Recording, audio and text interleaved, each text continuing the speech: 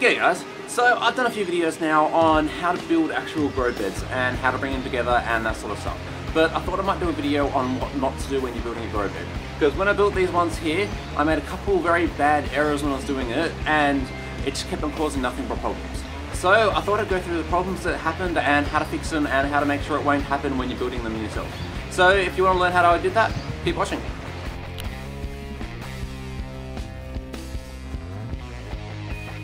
So the basic problems that I had with these beds was leaking. It was really annoying. I would have them going for about a week and then it would just start funneling out of it, and when they're actually hooked up it's really tricky to fix. So it's best to get it right in the first place and not have to come back and try and fix it. But I'll show you where I went wrong initially. Okay, so when I built these beds, I built all the frame, I got the wood, I screwed the wood in and made a nice solid frame for it. But it was the waterproofing is where I went wrong with it. So the sides of this, I painted with an epoxy resin, which makes it really waterproof, but it's the cracks in between it is where I went wrong. The first time that I did it, I thought I'd be tricky and use a bit of silicone. So I waterproofed all the edges of it, and then I put silicone all the way around the edges and all the way around the bits that the water could get through, but then discovered quite quickly, after about a week of it being in place, that it leaked like a sieve. I discovered that silicone itself is not made to be continually wet. It just does not cope with it very well. It will get soggy, it will soak up the moisture, and then it will fail horribly, which is what I discovered here. So then I went on to the next one, which is called Silkaflex. This is a marine adhesive sealant, and it works really well. It worked really well for a while, but probably after about 3 months it started leaking again like a sieve, and it gets really frustrating when water just keeps on coming out of it and you've got to keep it topping up. And to actually fix it, I've got to take the whole thing offline and do that. So that was really painful. So I did patch jobs on it. So I'll take out half the media and do the bits that were leaking and then put more of this stuff in it and fix it up. And it still kept on leaking after that. So number 3 fix that I did on it, which held up a lot better but was quite expensive, was this stuff. So this is kneaded, and it's a putty, a 2-part putty that you can rub together. So this is a 2-part putty you rub together and it creates a nice really hard bond and is quite waterproof. So that actually worked quite well, but the problem is cost. One of these tubs costs about $17 and it would probably get about half of one of these tubs, and I didn't really like the idea of spending a couple $100 to seal up every single thing around here. So it leaked and I just got annoyed with it and I wanted to build a new bed, so I retired them, but now I'm going to go through about how I would fix them again if I did it again.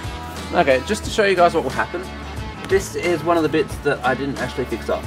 And you can see how easily this stuff actually comes on. It just would not cling very well to the epoxy behind it, and it just came off like that. It's a really nice coating, it does a really good job, but it just wasn't good enough for what we needed. And you can see underneath the existing silicone that I did it the first time around. And it's still there, but it just leaks like a sieve, which is quite annoying. And for the final one, and these bits that I got here, that is the putty. So that's the parts that I used on the putty, and that has actually held on really well and created very nice seal in it that I cannot get off, which I am quite happy with. Okay, so I've taken out all of the loose bits around the edges of it, and I'm going to do what I should have done in the first place when I initially built it. This stuff is called Chop Strand. It's a fiberglass mat that you can lay in between all of the cracks, and once it's imbued with all of the resin, fiberglass resin, it will make it really strong and it'll make it really waterproof, which is what I really should have done in the first place, but I got a little bit lazy. So I'm going to do that now. Okay, so this stuff here is a 2-part resin. It's a 2-part epoxy resin, and the best way to think about it is basically like a plastic. You add one part, you add another part, and then they set really hard and form a really hard plasticky surface that's waterproof, resilient, and very strong. So basically you mix it together according to the instructions, and then you put your fiberglass mat inside of it, which I'll show you. I have my strips of fiberglass mat here, which I have chopped up into nice long bits that will go all the way along the edges, and then you just basically lay them down. That's pretty much all there is to it. So I'll get onto it.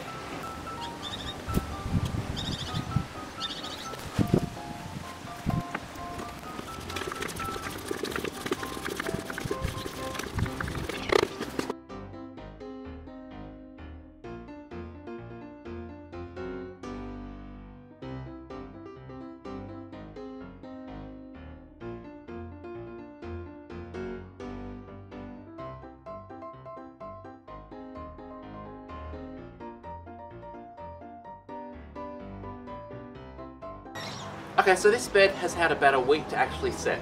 The epoxy's gone really hard, and it has filled up any little cracks and bits that the water was leaking out of, and it is now quite solid and safe. I filled it up with water to actually double check that there's no water coming out of it and there's no leaks, and so far it's working quite well. Okay, so for the next bit, I don't need this bed anymore. Since I've got my nice new big one there, I thought I might give this bed away to somebody that's watching this. If you'd like this bed, comment in the comments below, and I'll put it all into a random number generator and pick out somebody by random. So it's going to be limited to people in South Australia, because I'm not posting these things. And if you'd like it, somebody has to be able to come and pick it up from Elizabeth, so make sure you got a trailer or something that you can put them in the back of, because they are quite big. Well, not as big as the big one, but pretty big. And yeah, so thanks for watching, and if you want a bed, then comment below.